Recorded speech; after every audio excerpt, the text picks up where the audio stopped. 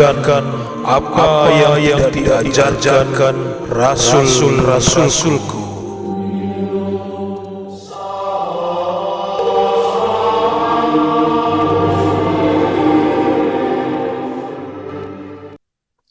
Haleluya. Salam Bapak Ibu, dimanapun berada, kiranya damai sejahtera Tuhan kita Yesus Kristus senantiasa memenuhi hati dan pikiran Bapak Ibu. Amin. Bapak Ibu, sekarang saya akan jawab pertanyaan berikutnya ya, yang sudah cukup lama ditanyakan oleh beberapa orang, beberapa teman ya, yaitu mengenai persepuluhan. Tolong jelaskan persepuluhan menurut ajaran para rasul. Baik, ini adalah topik yang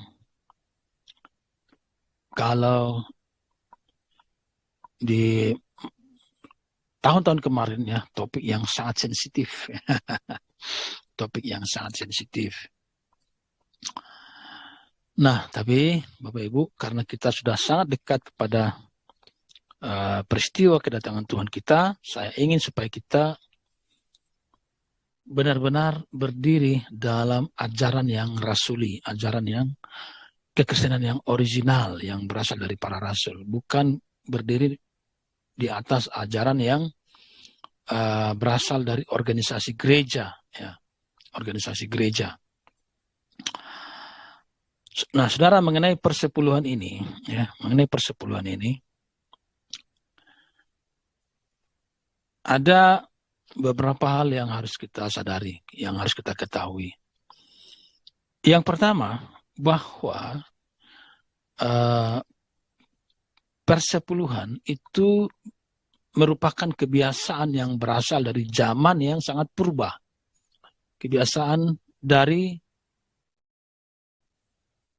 manusia di masa purba, bahkan sampai kepada generasi manusia pertama, ya. Generasi manusia pertama. Jadi itu kebiasaan yang berasal dari sana. Ini adalah periode ya sebelum Taurat. Lalu kemudian Bapak Ibu, ketika Taurat diberikan oleh Tuhan kepada bangsa Israel melalui Musa, maka persepuluhan itu dia memasuki definisi baru, ya, definisi baru. Dia bukan lagi sebuah kebiasaan, melainkan sebuah kewajiban. Itu di Taurat. Nah, sekarang kemudian kita lantas hidup dalam perjanjian yang baru. Kita bukan lagi di bawah tuntunan hukum-hukum Taurat. Lalu bagaimana? Ya kan, bagaimana? Dan kita tahu bahwa gereja-gereja, ya, khususnya dari gerakan karismatik di mana-mana, ya.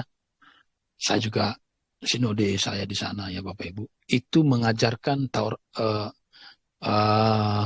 persepuluhan itu sebagai wajib, kewajiban. Dan apa dasar mereka? Dasar mereka ya ialah Taurat tadi, ya, Taurat tadi. Kita lihat nanti apakah ini ajaran yang benar atau tidak. Apakah ini pandangan yang benar atau tidak, ya Bapak Ibu. Saya akan mulai Bapak Ibu dari zaman Taurat dulu, ya, dari zaman Taurat dulu. Saudara, seperti saya katakan tadi dari pengantar ringkas, ya, persepuluhan itu sudah menjadi tradisi yang turun-temurun sejak dari manusia pertama, atau kalau kita baca di Kejadian, ya, generasi yang memberikan persembahan khusus, persembahan dari hasil pekerjaannya kepada Allah, itu ialah anak-anak Adam, yaitu Kain dan Habel, ya. Kain mempersembahkan hasil panennya, dia seorang petani. Habel mempersembahkan hasil ternaknya, dia seorang peternak domba. Jadi itulah dua atau generasi yang pertama-tama tertulis dalam Alkitab memberikan persembahan hasil pekerjaan kepada Tuhan. Dan meskipun di sana tidak disebutkan berapa banyak, tetapi karena yang kemudian terwariskan ya kepada generasi berikutnya ialah 10 bagian ya, 10 bagian atau persepuluhan, maka dapat diyakini bahwa Kain dan Habel itu juga memberikan 10 bagian dari hasil pekerjaan mereka atau persepuluhan ya. Ini kebiasaan, artinya bukan karena mereka disuruh oleh Allah, bukan karena mereka diwajibkan oleh Allah, tapi keluar dari niat mereka sendiri, yang ingin mengucapkan syukur kepada Allah. Kemudian di masa-masa berikutnya Bapak Ibu, kebiasaan ini turun-temurun, terus turun-temurun. Khususnya di kalangan nenek moyang Ibrani, yaitu nenek moyang orang Israel. Ya. Sampai kepada Nuh. Nuh juga kita baca bahwa dia mempersembahkan persembahan kepada Tuhan. Ya. Juga kepada Abraham, dan kepada Ishak, Yakub, ya Yakub inilah Israel. Ya. Dan pada saat itu ketika mereka mempersembahkan kepada Tuhan, ya, itu Bapak Ibu kebanyakan persembahannya berupa bakaran, dibakar gitu ya. Jadi ternaknya dibakar, hasil buminya dibakar. Jadi uapnya seperti itulah uapnya yang naik ke sorga kepada Bapa. Itulah yang ada dalam kosmologinya pada waktu itu. Lalu kemudian Bapak Ibu ketika Tuhan membawa bangsa Israel keluar dari Mesir, ya, dia memberikan Taurat kepada bangsa Israel ini lewat Musa, maka Tuhan itu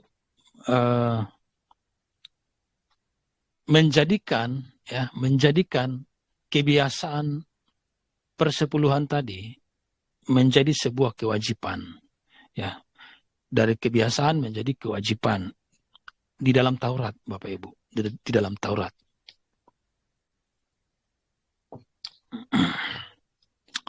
Nah, sekarang saya akan ceritakan, ya, mengapa Tuhan di dalam Taurat itu menjadikan persepuluhan itu, kebiasaan persepuluhan itu menjadi kewajiban bagi bangsa Israel. Nanti kita baca ayat-ayatnya. Penyebabnya ialah karena Tuhan, ya. Jadi dengar, bangsa Israel itu ada 12 suku, ya, 12 suku. Karena Tuhan, ya, dia memilih salah satu suku, yakni suku Lewi, untuk menjadi pelayannya, menjadi pelayan Tuhan. Menjadi imam-imam bagi bangsa Israel. Nah, kita tahu bahwa bangsa Israel adalah belum menjadi orang-orang yang mendapatkan kasih karunia pemulihan, ya. Mereka dirancang menjadi anak, tapi mereka sebetulnya belum diperanakkan karena belum ada peristiwa salib Kristus pada masa itu bagi mereka yang memperdamaikan mereka dengan Allah. Semua yang ada diberikan pada mereka hanyalah lambang-lambang dari Kristus, misalnya menyembelih domba sebagai korban tebusan dosa, ya kan, semua itu hanya melambangkan Kristus. Nah, Bapak Ibu, Tuhan memilih suku Lewi sebagai pelayan Tuhan untuk Israel. Jadi karena bangsa Israel belum memiliki belum dihuni oleh Roh Kudus. Jadi orang-orang Israel pada waktu itu, penduduk Israel, bangsa Israel, mereka itu Bapak Ibu belum seperti kita yang dihuni oleh Roh Kudus. Mereka belum. mereka masih bangsa terhilang sebetulnya ya, secara roh mereka masih orang-orang terhilang yang belum dihuni oleh Roh Kudus, sehingga mereka kalau mau berhubungan dengan Tuhan mereka butuh imam ya, di situ. Jadi imam dibutuhkan karena orang itu tidak bisa berhubungan langsung dengan Tuhan. Imamlah yang ditunjuk Tuhan untuk mengantarai si orang-orang itu dengan dia. Itu fungsi imam. Nah, Tuhan menunjuk suku Lewi sebagai imam yang mengantarai dia dengan bangsa Israel. Bangsa Israel dengan dia, suku Lewi. Nah, oleh karena itu Bapak Ibu, ketika bangsa Israel masuk ke tanah perjanjian pada waktu itu, Tuhan tidak memberikan tanah warisan bagi bangsa Lewi, bagi suku Lewi. Jadi ketika itu tanah dibagi-bagi ya kepada suku-suku itu, suku Lewi tidak dapat apa-apa. Kenapa? Karena Tuhan menghendaki mereka fokus melayani Dia, fokus melayani pelayanan kerohanian untuk bangsa Israel, suku Lewi. Tentu mereka harus makan karena mereka tentu punya anak istri, ya kan? Lalu supaya mereka bisa hidup, maka Tuhan mewajibkan orang Israel untuk membayar persepuluhan. Tentu kita tahu persepuluhan ini adalah milik Tuhan secara rohani. Amin. Tuhan mewajibkan bangsa Israel membayar persepuluhan dari apa yang mereka peroleh dari tanah yang mereka dapatkan itu. Dari hasil tanah yang mereka dapatkan itu. Supaya mereka bayar persepuluhan kepada Tuhan. Lalu Tuhan memberikan persepuluhan itu, ya, karena Tuhan kan tidak butuh makanan, tidak butuh uang, ya. Tuhan memberikan persepuluhannya itu kepada suku Lewi, sehingga suku Lewi lah pemilik persepuluhan turun-temurun menurut hukum Taurat. Coba kita buka ayatnya Bapak Ibu. Ya, Bilangan, kita mulai dari Bilangan 18 ya. Bilangan 18 ayat 24.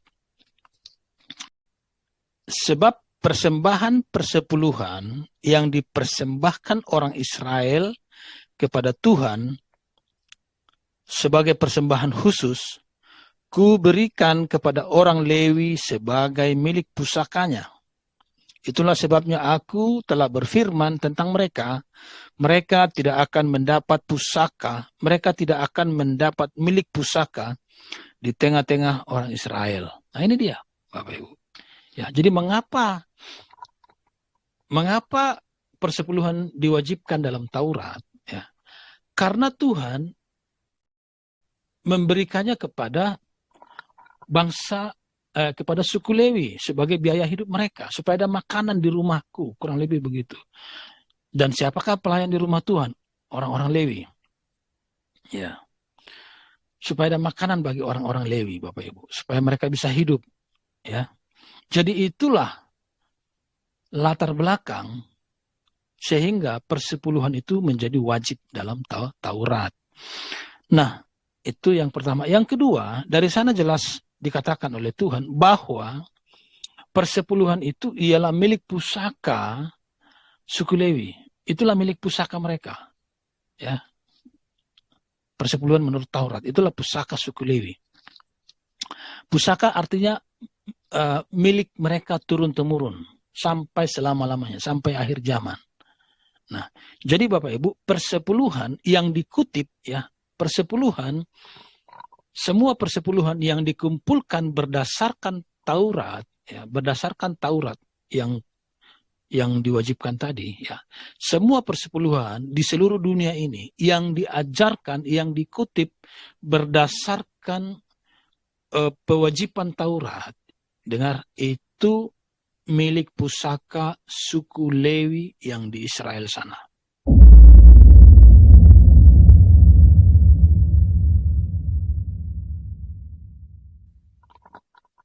Ya.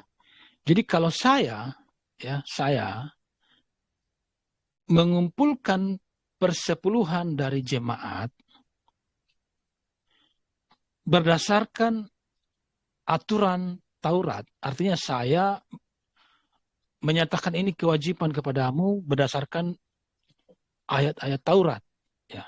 Lalu karena mereka ketakutan, mereka takut dikutuk, takut tidak diberkati, ya kan? Seperti dalam Taurat. Karena ada sanksi bagi orang-orang yang tidak melakukan Taurat, ya kan? Nah, karena jemaat tunduk kepada Taurat yang saya ajarkan tadi, maka mereka mengumpulkan atau membayar persepuluhan itu. Maka kalau itu saya kumpulkan, maka kewajiban saya ialah menyerahkan persepuluhan itu kepada suku Lewi di Israel sana. Itu harus saya lakukan. Kalau tidak, saya melanggar Taurat. Mengapa? Karena Allah berkata, persepuluhan berdasarkan Taurat ini, itu milik pusaka suku Lewi. Nah, kalau saya tidak serahkan kepada suku Lewi, yaitu suku imam di Israel, maka saya melanggar Taurat, saya mencuri.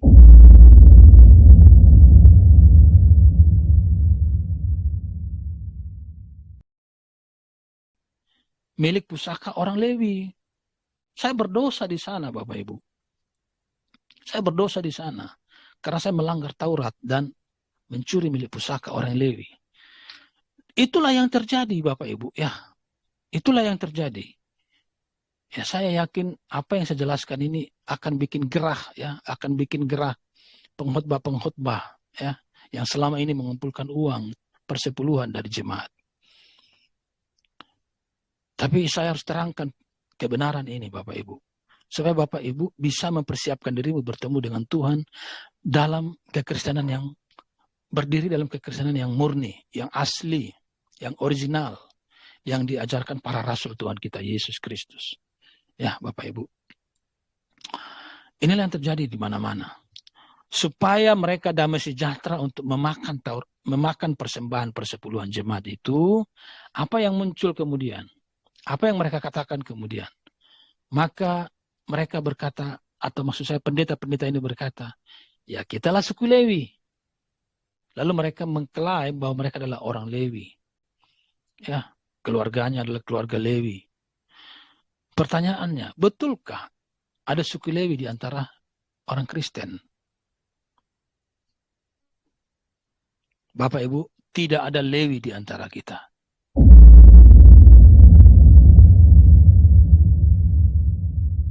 Tidak ada Lewi di antara kita. Kita semua adalah imamat yang rajani. Semua kita adalah imam. Semua kita bisa berhubungan dengan Tuhan. Ya. Pelayan-pelayan Tuhan. Dalam gereja, dalam kekristenan itu bukan suku Lewi. Itu adalah saudara sama saudara. Ya, Tuhan memilih orang-orang yang lebih dewasa rohaninya untuk menggembalakan, untuk mengajar. Ya. Dan Tuhan memberikan karunia-karunia kepada siapa saja yang Dia pilih untuk membangun jemaat. Dan jemaat ini adalah milik Yesus Kristus. Dialah imam agung kita dan dia seorang Yehuda, bukan Lewi. Ya. Kalau mau mengklaim, Bapak Ibu, karena engkau melayani Yesus Kristus, Raja segala raja, maka seharusnya engkau mengklaim dirimu sebagai suku Yehuda. Karena dia adalah imam besar kita. Kalau engkau mengklaim dirimu adalah imam, berarti engkau adalah imam kecil, dan dia adalah imam besar. Maka seharusnya engkau klaim dirimu suku Yehuda. Tapi karena suku Yehuda bukan pemilik dari persepuluhan menurut Taurat, engkau merasa rugi. Lalu engkau mengatakan dirimu orang Lewi, suku Lewi. Tidak ada suku Lewi di antara orang Kristen, Bapak Ibu. Kita adalah suku Yunani, bangsa Yunani yang dicangkokkan kepada bangsa Israel. Jadi kita bukan bangsa Israel lahiriah. Kita secara lahiriah orang Batak, orang Cina, orang Malaysia, ya kan, orang Indonesia, orang Jawa, orang Papua. Kita aslinya di situ. Secara lahiriah. Tapi secara rohaniah kita dicangkokkan kepada bangsa Israel. Supaya apa? Supaya kita bisa mewarisi iman dari Bapak Abraham. Sehingga kita disebut menjadi anak-anak keturunan Abraham. Ya.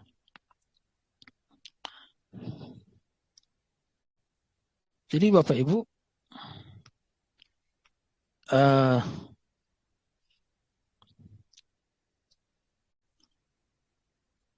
itulah latar belakang dari mengapa Allah Bapa kita mewajibkan persepuluhan kepada bangsa Israel pada waktu itu. Kita lihat dulu di Maleaki ya, Maleaki. Ini yang sering dikutip oleh pendeta-pendeta untuk mengkhotbahkan atau mengajarkan persepuluhan ini. Ya. Maleaki, ya. Maleaki 2. Maleaki 2.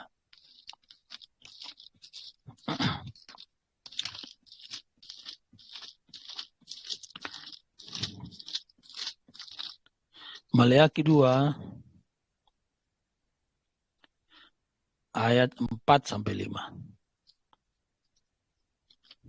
Demikian firman Tuhan. Maka kamu akan sadar. Oh, sebentar. Maleaki 3 saja. Maleaki 3 ayat 10. Ya, Maleaki 3 ayat 10. Maleaki 3 ayat 10. Bawalah seluruh persembahan persepuluhan itu ke dalam rumah perbendaharaan. Ya, rumah perbendaharaan. Supaya ada persediaan makanan di rumahku. Ya, di rumahku maksudnya di bait Allah, ya. Dan ujilah aku, firman Tuhan semesta alam, apakah aku tidak membukakan bagimu tingkap-tingkap langit dan mencurahkan berkat kepadamu sampai berkelimpahan. Ya. Demikian. Dan juga ada kecaman Tuhan, ya. Ada kecaman Tuhan. Coba ayat 8-nya ya, ayat 8. Bolehkah manusia menipu Allah? Namun kamu menipu aku. Tetapi kamu berkata, dengan cara bagaimanakah kami menipu engkau? Mengenai persembahan persepuluhan dan persembahan khusus. Kata Tuhan. Kamu telah kena kutuk, tetapi kamu masih menipu aku. Ya, kamu seluruh bangsa.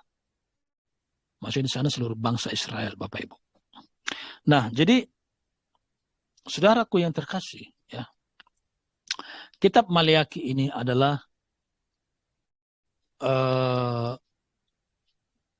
bagian dari peneguhan terhadap Taurat, perjanjian dengan suku Lewi, ya. Jadi Maleaki adalah nabi bagi bangsa Israel, ya kan? Nabi Israel, dan dia hidup masih di zaman perjanjian Taurat, perjanjian lama. Dan ini kitab Maleaki ini berisi keluhan-keluhan Allah terhadap kerohanian bangsa Israel, di mana bangsa Israel pada masa Nabi Maleaki itu sudah hidup jauh dari Taurat. Mereka sudah tidak lagi melakukan Taurat dengan bersungguh-sungguh. Sudah bermain-main, sudah ada menipu. Jadi mereka misalnya tetap mempersembahkan persepuluhan, tapi persembahannya bercacat. Nah, ini yang terjadi pada zaman Nabi Maleaki, ya. Jadi Tuhan marah kepada bangsa Israel dan dia menginginkan supaya bangsa Israel melakukan kewajiban mereka membayar persepuluhan itu dengan konsisten, dengan sungguh-sungguh, jangan bermain-main. Kira-kira begitulah kosmologi dari kitab Maleaki ini, Bapak Ibu. Begitulah latar belakangnya, ya Bapak Ibu, ya. Nah, sekarang kita lihat, tadi dikatakan oleh Tuhan di sana ayat 10, bawalah seluruh persembahan persepuluhan itu ke dalam rumah perbendaharaan. Lah, memang siapakah yang mengurus rumah perbendaharaan pada masa itu? Ya, siapakah yang mengurus rumah perbendaharaan pada masa itu? Mari kita buka di Nehemia ya. Nehemia 13 kita banyak belajar Alkitab ya. Nehemia 13. Nehemia 13 ayat 5.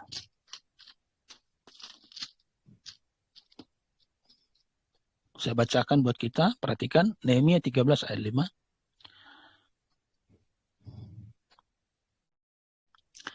Dari ayat 4, tetapi sebelum masa itu Imam Eliasib yang diangkat untuk menguasai bilik-bilik rumah Allah kami dan yang mempunyai hubungan erat dengan Tobia menyediakan sebuah bilik besar bagi Tobia itu. Sebelumnya orang membawa ke bilik itu korban sajian, kemenyan, perkakas-perkakas dan persembahan persepuluhan daripada gandum, anggur dan minyak yang menjadi hak orang-orang Lewi, para penyanyi dan para penunggu pintu gerbang dan persembahan khusus bagi para imam. Kemudian Nehemia 12 ayat 44. Ayat 44. Pada masa itu beberapa orang diangkat untuk mengawasi bilik-bilik perbendaharaan ya. Bilik-bilik perbendaharaan, bilik-bilik untuk persembahan khusus, untuk hasil pertama dan untuk persembahan persepuluhan, supaya sumbangan yang menurut hukum Taurat menjadi bagian para imam dan orang-orang Lewi dikumpulkan di bilik-bilik itu sesuai dengan ladang setiap kota. Ya, seperti itu Bapak Ibu. Jadi ada bilik-bilik ya, ada bilik-bilik perbendaharaan di rumah Allah. Dan orang-orang Israel membayarkan persepuluhan dan persepuluhan mereka itu disimpan di sana supaya ada persediaan makanan bagi siapa? Bagi suku Lewi, karena itu adalah milik pusaka mereka turun-temurun. Nah, jadi Bapak Ibu,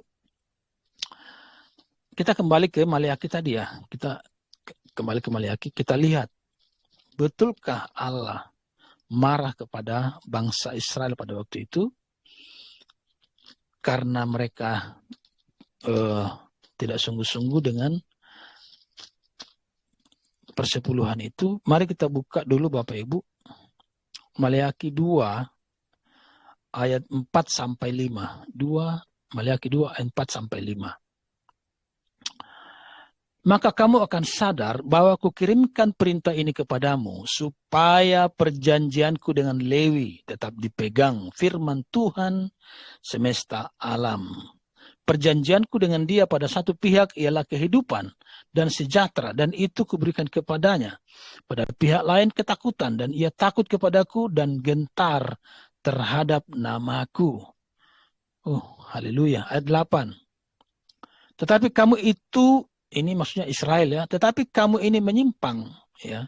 Hai Israel, kira-kira begitu, kamu ini menyimpang dari jalan. Kamu membuat banyak orang tergelincir dengan pengajaranmu. Kamu merusakkan perjanjian dengan Lewi, firman Tuhan semesta alam. Jadi Allah marah kepada bangsa Israel karena bangsa Israel bermain-main dalam membayar persepuluhan yang menjadi hak orang Lewi. Tuhan memperjuangkan hak orang Lewi dalam Maleakhi ini. Karena orang Lewi ketergantungan, kehidupan mereka ketergantungan dari persepuluhan, dari persembahan-persembahan, karena mereka tidak punya tanah, ya, mereka tidak punya usaha, ya, maka mereka terancam hidupnya. Jadi di masa Maleakhi ini suku Lewi mengeluh kepada Allah. Suku Lewi mengeluh kepada Allah karena suku-suku yang 11 tadi tidak sungguh-sungguh, ya, tidak sungguh-sungguh memberikan persepuluhan lagi, membayar persepuluhan lagi. Sehingga hidup mereka terancam.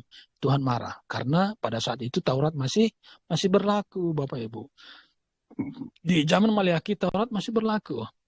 Nah, jadi tetapi kitab Maleakhi ini yang sering dikutip oleh para pengkhotbah di gereja-gereja Kristus untuk menakut-nakuti jemaat supaya jemaat membayar persepuluhan, dan persepuluhan itu dikhotbahkan berdasarkan Taurat lalu dimakan oleh si pendeta-pendeta pengkhotbah tadi.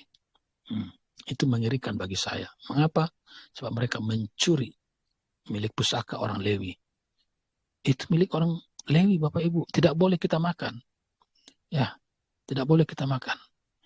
Kalau saya mengumpulkan persembahan, persepuluhan dari jemaat berdasarkan Taurat, ya, berdasarkan Taurat yaitu sebuah yang sifatnya wajib, ya, sebuah kewajiban, maka kalau pada hari itu misalnya ada orang Lewi dari Israel datang beribadah ke tempat saya.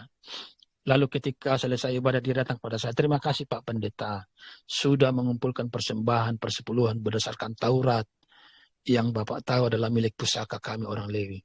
Bapak Pendeta, saya orang Lewi, ini buktinya, ini dokumen saya yang menyatakan saya orang Lewi. Jadi mari serahkan persembahan itu kepada saya. Nah, kira-kira pendeta-pendeta akan kasih nggak? Ya kan? Kalau dikasih, oh berarti mereka betul-betul menjalankan Taurat itu dengan sungguh-sungguh, ya kan?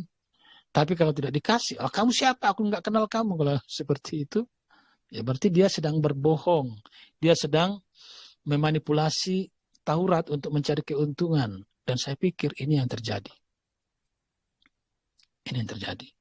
Gereja luar biasa dikuasai, didominasi oleh roh Mamon. Ya, Alkitab dimanipulasi untuk mengumpulkan uang. Itu roh Mamon. Ya.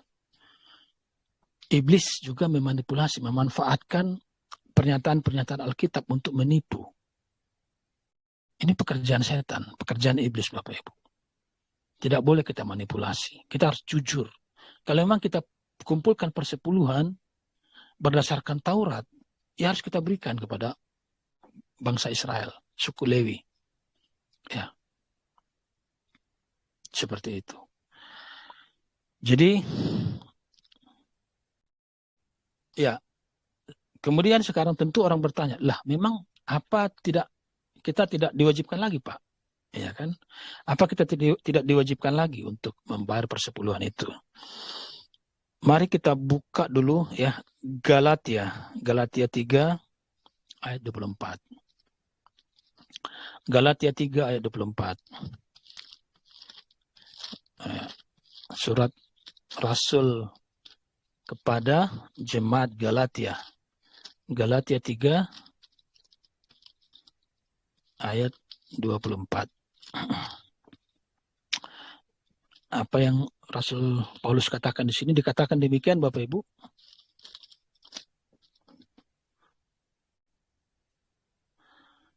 Jadi hukum Taurat adalah penuntun bagi kita sampai Kristus datang. Ya, sampai Kristus datang. Supaya kita dibenarkan karena iman. 25. Sekarang iman itu telah datang.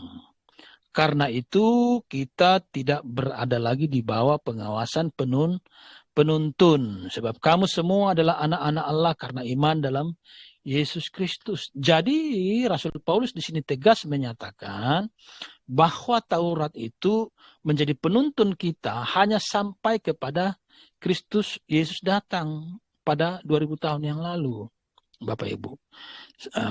Artinya kita harus menyadari bahwa rencana Allah untuk menyelamatkan itu adalah peristiwa kedatangan Yesus 2000 tahun yang lalu. Ya, jadi sebelum Yesus datang, maka Allah untuk mengisi kekosongan, ya, untuk mengisi kekosongan hukum, supaya bangsa Israel ini, keturunan Abraham ini, tidak hidup semau-maunya, supaya mereka hidup tunduk kepada Allah, ya. Sebelum Allah menggenapi janjinya, janji Immanuel, janji perjanjian barunya, sebelum itu terjadi, maka dia berikan Taurat. Ini yang disebutkan oleh Rasul Paulus. Jadi Taurat itu hanya penuntun kita, ya, penuntun bangsa Israel, sampai kepada Yesus Kristus datang sebagai manusia untuk menyelamatkan. Sehingga keselamatan kita itu bukan lagi dihasilkan atau berpatokan kepada Taurat, melainkan kepada iman kepada Kristus Yesus. Amin Bapak Ibu. Ini yang diajarkan Rasul. Kalau saudara tidak percaya kepada ini, saudara tidak percaya kepada kekristenan yang original. Ya. Kalau saudara tidak berpatokan kepada apa yang diajarkan para rasul ini, saudara bukan seorang Kristen yang asli. Ya.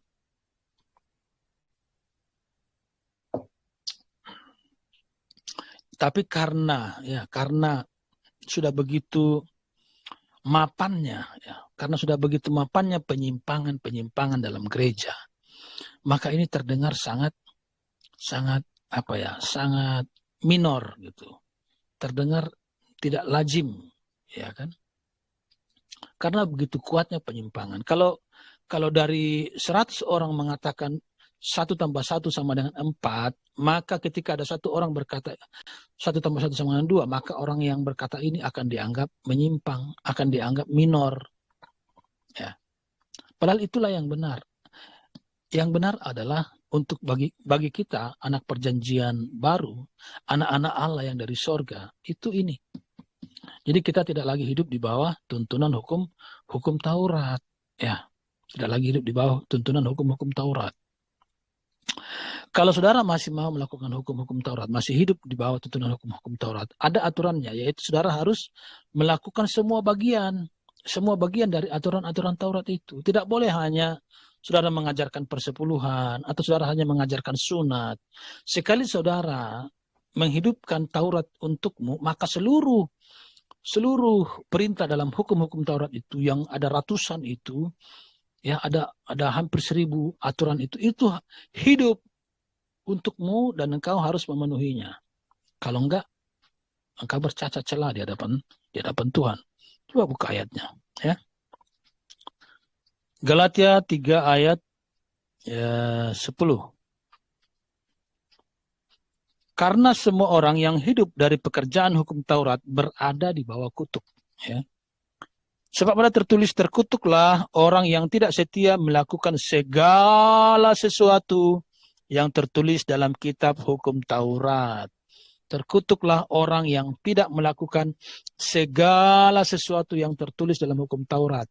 Jadi Bapak Ibu, jangan berpikir bahwa hukum Taurat itu hanya hukum 10. Ya. Jangan berpikir bahwa hukum Taurat itu hanya hukum 10. Hukum 10 itu sebetulnya itu adalah dasar pondasi dari hukum Taurat, maupun bahkan juga kehendak Allah yang diajarkan para rasul, ya. Nah, tetapi hukum Taurat maksudnya ialah aturan-aturan imamat, aturan-aturan imamiyah yang ada dalam hukum Taurat. Jadi, sekali saudara melakukan satu bagian, maka terkutuklah saudara jikalau tidak melakukan semuanya, tidak melakukan segalanya. Nah, oleh karena itu Bapak Ibu, sementara tadi Rasul Paulus mengatakan, ya, Taurat itu hanya penuntun bagi kita sampai iman itu datang, ya, sampai iman yang menyelamatkan itu datang. Oleh karena itu jangan mau lagi diajarkan oleh orang-orang yang tidak mengerti kebenaran perjanjian baru Allah yang diajarkan para rasul-rasul ini, Bapak Ibu. Apa yang dikatakan oleh firman Tuhan? Ya, Galatia 5. Coba tolong garis bawahi ini. Galatia 5 ayat 4 berkata, kamu lepas dari Kristus. Saudara lepas dari Kristus. Jikalau kamu mengharapkan kebenaran oleh hukum Taurat, kamu hidup di luar kasih karunia. Lepas dari Kristus artinya lepas dari apa? Lepas dari keselamatan. Lepas dari kehidupan yang kekal. Karena tidak ada keselamatan di dalam yang lain selain di dalam Yesus Kristus. Kamu lepas dari Dia kalau kamu mengharapkan kebenaran oleh hukum Taurat. Jadi Bapak Ibu, itu dia mengenai aturan-aturan hukum Taurat. Untuk lebih kuatnya lagi, mari kita buka dulu, ya. Mari kita buka dulu Kisah Para Rasul 15. Ini adalah hasil, ya, keputusan para rasul, ya, dalam persidangan mereka. Ayat 28. Demikian dikatakan oleh para rasul itu, ya. Sebab adalah keputusan Roh Kudus. Nah, ini dia. Catat. Sebab adalah keputusan Roh Kudus. Sebab adalah keputusan Roh Allah, Roh Bapa, Roh Kristus Yesus, ya. Dan keputusan kami di sini maksudnya para rasul yang bersidang di Yerusalem, ya. Supaya kepada kamu di sini maksudnya ialah jemaat dalam kasus ini jemaat di Antioquia, tapi maksudnya adalah kepada jemaat yang non-Yahudi. Non-Yahudi. Ya, kita adalah jemaat non-Yahudi. Saya jemaat non-Yahudi. Saudara juga jemaat non-Yahudi. Adalah keputusan Roh Kudus dan keputusan Allah dan keputusan para rasul supaya kepada kita, ya, jemaat non-Yahudi, jangan ditanggungkan lebih banyak beban daripada yang perlu ini. Yaitu kamu harus menjauhkan diri dari makanan yang dipersembahkan kepada berhala, dari darah, dari daging binatang yang mati dicekik, dan dari percabulan. Jikalau kamu memelihara dari hal-hal ini, kamu berbuat baik, sekianlah selamat. Ya, supaya kepada kamu jangan lagi ditanggungkan lebih banyak beban daripada hal-hal ini. Ini keputusan Roh Kudus, Bapak Ibu. Saudara, tunduk kepada keputusan Roh Kudus atau kepada ajaran pendeta. Ya. Sebab adalah keputusan Roh Kudus bahwa kepada kita, jemaat non-Yahudi, tidak lagi dibebankan tanggungan-tanggungan yang diajarkan oleh kitab Taurat selain dari hal-hal yang tadi. Yaitu dari makanan yang mati dicekik, dari darah, ya Bapak Ibu. Nah, oleh karena itu saudara-saudara, saudara harus mengerti bahwa kita tidak lagi berada dalam tuntunan hukum Taurat. Kita sudah ada dalam perjanjian baru, di mana kita adalah anak-anak Allah. Orang-orang yang hidup dalam Taurat di masa itu, mereka hanyalah bayangan dari kita. Mereka bukan anak-anak Allah, karena mereka belum dilahirkan kembali oleh roh Tuhan, dan roh mereka masih roh yang lama, ya, roh yang terhilang. Kita tidak seperti mereka, karena kita sudah diberikan anugerah yang besar dalam Kristus Yesus. Jadi supaya saudara tahu betapa besarnya dampak rohani yang diberikan oleh Yesus Kristus. Dia adalah Allah sendiri, Bapak Ibu. Ya, dia bukan nabi. Dia Allah sendiri yang datang sebagai manusia untuk mengubah perjanjiannya, Bapak Ibu. Amin. Memberikan perjanjian yang baru kepada kita supaya kita hidup di dalam Dia, dalam iman kepada Dia. Dia mengerjakan Taurat dengan sempurna karena dia pada waktu itu hidup di masa Taurat untuk menyelesaikan itu bagi kita. Jadi Kristus Yesus menyelesaikan Taurat bagi kita. Artinya apa? Dalam Kristus kita juga sudah menyelesaikan Taurat. Ya, dalam Kristus Yesus kita juga sudah menyelesaikan Taurat, Bapak Ibu. Ya. Sebab apa yang dilakukan oleh Yesus Kristus itu dia lakukan untuk kita. Dia mati di kayu salib untuk kita. Dia menyelesaikan hukum Taurat dengan sempurna juga untuk kita. Supaya kepada kita tidak lagi ditanggungkan beban. Tidak lagi ditanggungkan hutang-hutang kepada hukum Taurat. Bapak Ibu. Bisa dipahami tidak? Jadi siapa yang ada dalam Kristus Yesus sebetulnya dia juga sudah selesai menyelesaikan hukum Taurat dengan sempurna. Bukan dia yang menyelesaikan secara lahiriah, melainkan Kristus. Tapi Kristus melakukannya untuk dia. Ya, sama seperti seorang pemborong bangunan. Ya, saya memborong bangunan, taken kontrak dengan seorang pemilik proyek, ya kan? Lalu karena kelemahan-kelemahan saya bangkrut misalnya dan tidak mampu menyelesaikan proyek. Tentu ada sanksi-sanksi yang sedang menunggu saya, yang tertulis dalam kontrak kerja, ya kan? Lalu ada seorang yang berbelas kasihan kepada saya, lalu dia menyelesaikan proyek itu, ya. Dia selesaikan proyek itu berdasarkan kontrak tadi yang saya tanda tangani. Dia selesaikan kontrak pekerjaan itu, proyek itu sampai selesai sempurna untuk saya, ya, untuk saya atas nama saya karena kebaikannya. Pertanyaan, apakah sesudah itu saya masih akan dituntut oleh pemilik proyek? Tidak lagi. Kenapa? Karena saya jelas secara hukum sudah menyelesaikan proyek itu dengan sempurna, meskipun secara fisik tidak dilakukan oleh saya, melainkan si sukarelawan tadi. Demikian juga dengan hukum Taurat, Bapak Ibu. Ya, kita secara hukum sudah menyelesaikan hukum Taurat dengan sempurna karena telah diselesaikan bagi kita oleh Tuhan kita Yesus Kristus. Haleluya. Nah, oleh karena itu saudara-saudara yang terkasih, kembali kepada persepuluhan ini ya Bapak Ibu. supaya jangan lagi saudara eh, merasa terintimidasi, jangan lagi mau diintimidasi oleh pengajaran-pengajaran yang tidak rasuli, ya, yang tidak rasuli. Kepada kita tidak ada lagi ditanggungkan tuntunan Taurat. Tadi sudah saya jelaskan bahwa kewajiban persepuluhan itu adalah Taurat, ketentuan Taurat, kewajibannya. Ya, jangan dulu bahas persepuluhannya, tapi pewajiban, ya, supaya saudara merasa dituntut, merasa wajib. Nah, itu pewajiban namanya, ya. Itu adalah ketentuan Taurat, dan itu kita sudah dibebaskan dari sana. Cuman sekarang pertanyaan tentu, kalau begitu Pak, apakah kita berdosa, apakah kita bersalah kalau kita mempersembahkan persepuluhan kepada Tuhan? Ya kan? Tentu itu pertanyaan yang lain lagi, Bapak Ibu. Tentu saja tidak, Bapak Ibu. Ya, tentu saja tidak berdosa. Masa kita mempersembahkan karena sukacita kepada Tuhan, persembahan-persembahan, entah itu persepuluhan, entah per 20-an, per 30-an, masa kita jadi berdosa? Tidak. Cuman,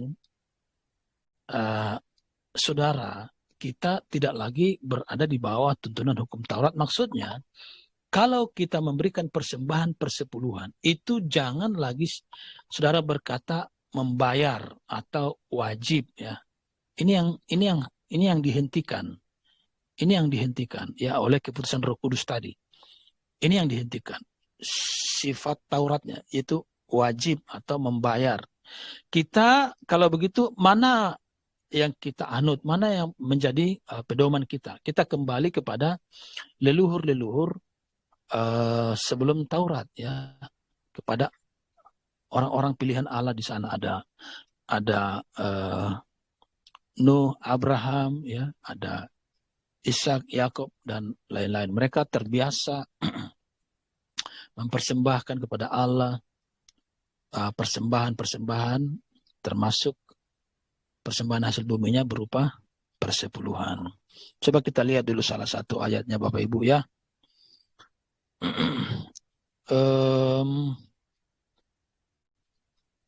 Buka dulu Kejadian, ya, Kejadian. Kita lihat dulu kisah hidup Yakub, ya, kisah hidup Yakub.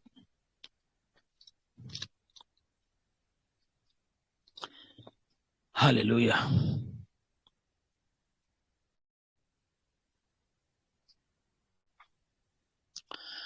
Kejadian 28, ya, ayat 20.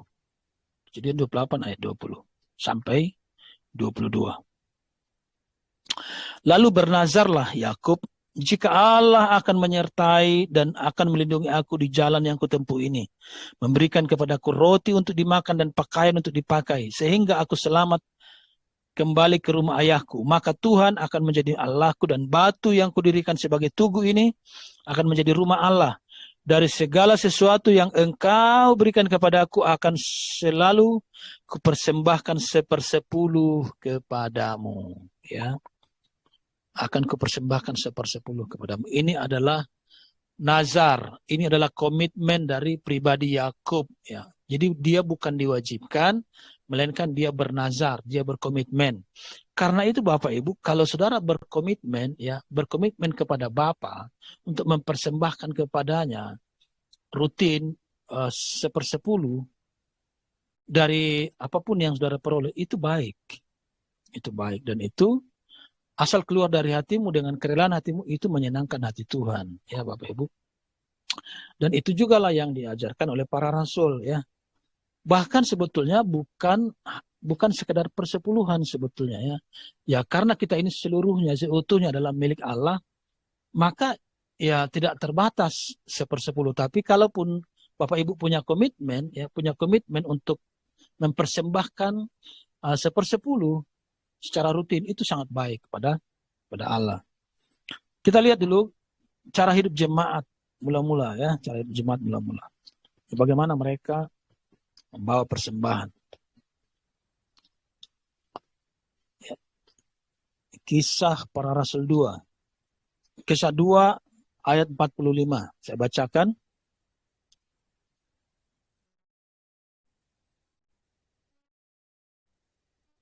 Dari ayat 44 ya. Dan semua orang yang telah menjadi percaya tetap bersatu, dan segala kepunyaan mereka adalah kepunyaan bersama. Dan selalu ada dari mereka yang menjual harta miliknya, lalu membagi-bagikannya kepada semua orang sesuai dengan keperluan masing-masing. Nah, jadi jemaat mula-mula mereka punya kebiasaan bahkan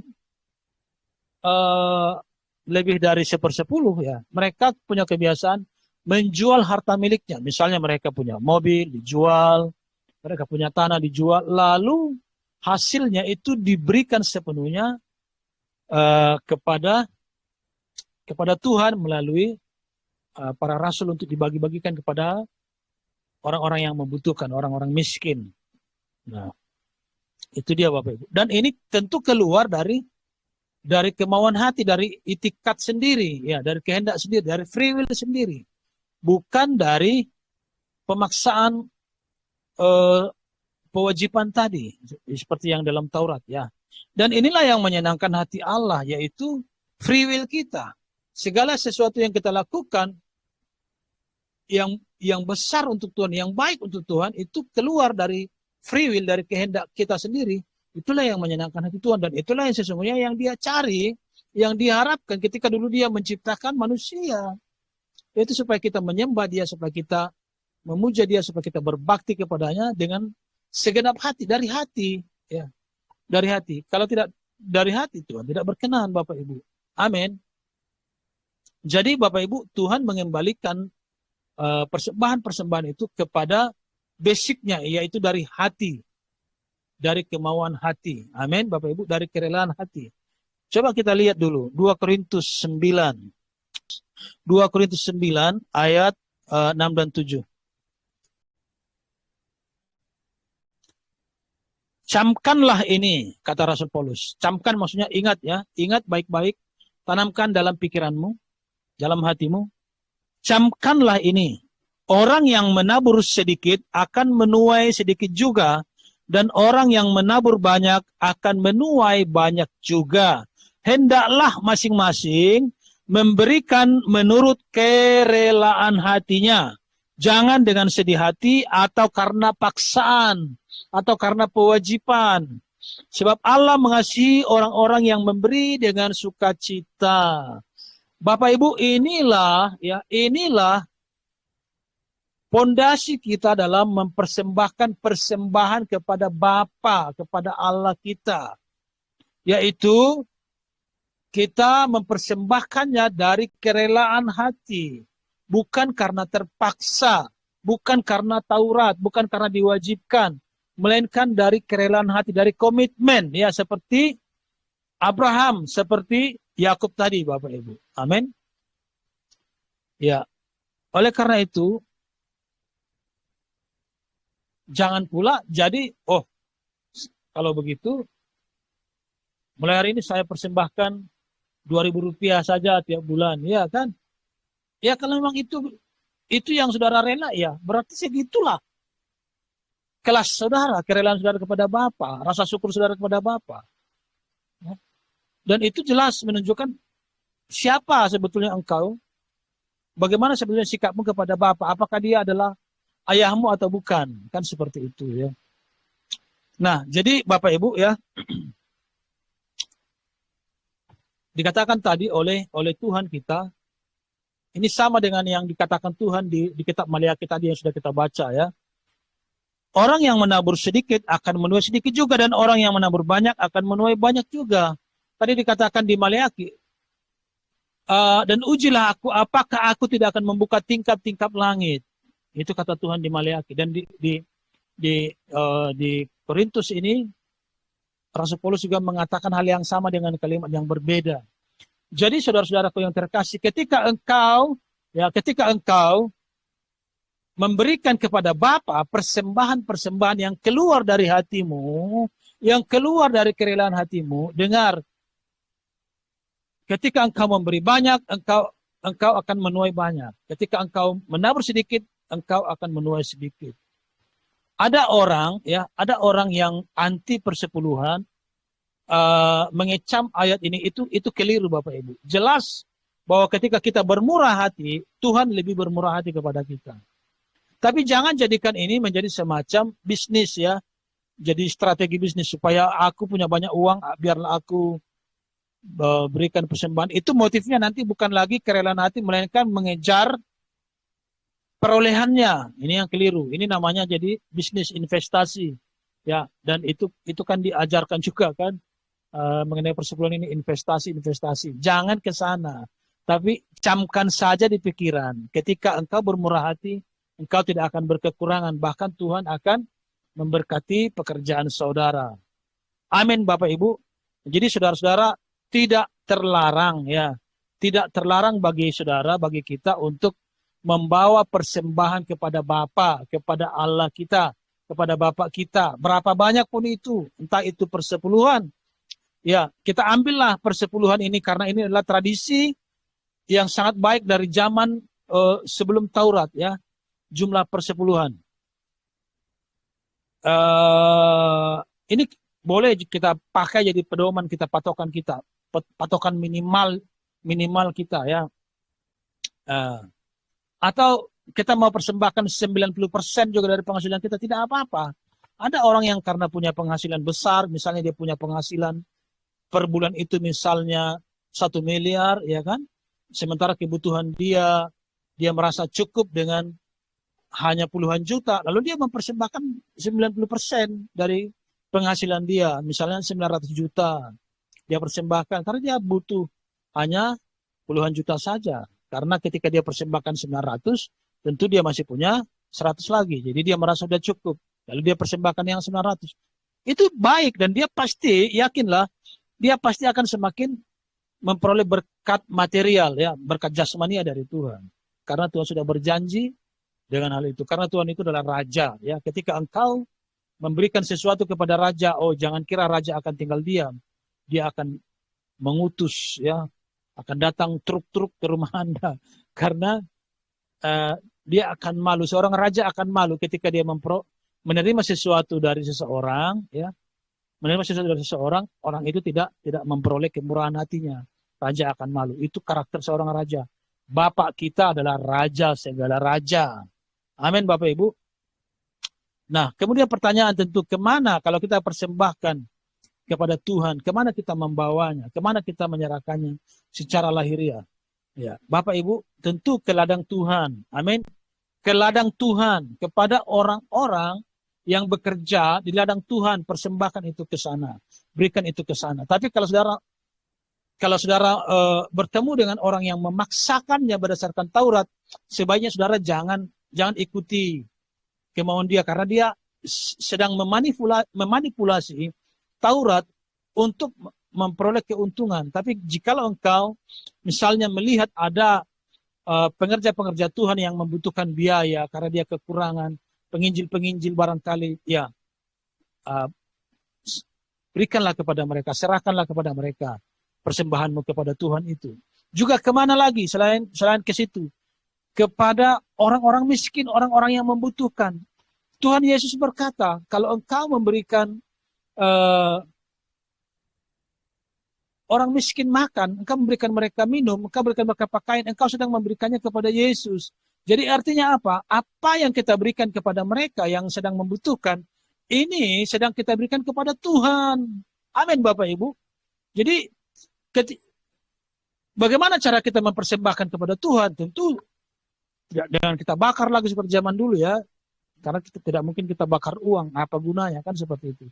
Bagaimana caranya? Berikan kepada orang-orang yang membutuhkan. Amin, kepada orang miskin, kepada orang yang kelaparan, kepada orang yang haus, orang yang membutuhkan pertolonganmu, berikanlah itu kepada mereka. Kalau engkau bertemu dengan seorang yang sangat membutuhkan pertolongan, ya, entah dia minta tolong, entah tidak, terbukalah hatimu untuk memberi. Kenapa? Sebab dengan cara itulah persembahanmu itu sampai kepada Tuhan. Sebab Yesus berkata, engkau tidak memberikan aku minum. Lalu pada hari penghakiman itu orang bertanya, Tuhan, kapan aku tidak memberimu? Kapan aku melihatmu haus, tidak memberimu minum? Yesus berkata, pada hari penghakiman engkau, ketika aku lapar, kau tidak beri aku makan. Lalu mereka berkata, kapan aku melihat engkau lapar dan kamu tidak beri engkau makan? Lalu Yesus menjawab, apa yang tidak kau lakukan kepada orang-orang kecil, ya, itu tidak kau lakukan kepadaku. Apa yang tidak engkau berikan kepada orang-orang yang membutuhkan, itu engkau tidak memberikan kepadaku. Artinya, saluran kita untuk memberi kepada Tuhan, ialah kepada orang-orang yang membutuhkan. Kalau dia tidak butuh, jangan berikan. Amin, Bapak Ibu. Berikanlah kepada orang-orang yang membutuhkan. Banyak orang mencoba mengintimidasi saudara, ya, di gereja, supaya kau berikan kepadanya, padahal dia tidak butuh lagi sebetulnya. Dia sudah berkelimpahan, dia sudah punya banyak uang, sudah punya harta di mana-mana, tapi dia paksa terus, dia manipulasi terus Taurat untuk menekan saudara, sehingga saudara merasa berdosa kalau tidak berikan kepadanya. Ini manipulasi. Jangan terjerumus kepada permainan ini, Bapak Ibu. Bebaskan dirimu dari semua itu. Engkau adalah anak Allah, anak Bapamu. Kalau engkau mempersembahkan sesuatu kepada Bapamu, persembahkanlah dengan cara yang tepat. Amin. Perhatikan di sekelilingmu. Anda pasti akan bertemu dengan orang-orang yang membutuhkan. Kalau kau ingin persembahkan itu kepada Tuhan, berikanlah lewat mereka. Itu pasti sampai kepada Tuhan. Dan Tuhan berkenan. Haleluya. Demikian Bapak Ibu penjelasan panjang lebar. Ya. Kita sudah gali tadi ya mengenai persepuluhan, baik itu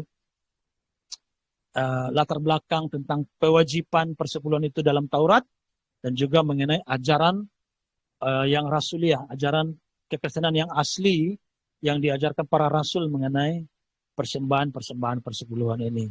Ya, kesimpulannya saudara tidak ditanggungkan beban kewajiban apapun ya dalam hal itu, tapi Bapa disenangkan ketika kita memiliki komitmen, ketika kita memiliki kerelaan hati mempersembahkan kepada Bapa. Sebab kita ya mempersembahkan kepada Bapa itu adalah bentuk dari sukacita, bentuk dari rasa syukur kita kepada Bapa. Dan kemudian pertanyaan terakhir, kemana kita memberi? Kepada orang-orang yang membutuhkan, sebagaimana yang diajarkan oleh Tuhan kita Yesus Kristus. Tuhan Yesus memberkatimu. Haleluya. Salam. Hallelujah, hallelujah, hallelujah, hallelujah, praise ye the Lord. Hallelujah, hallelujah.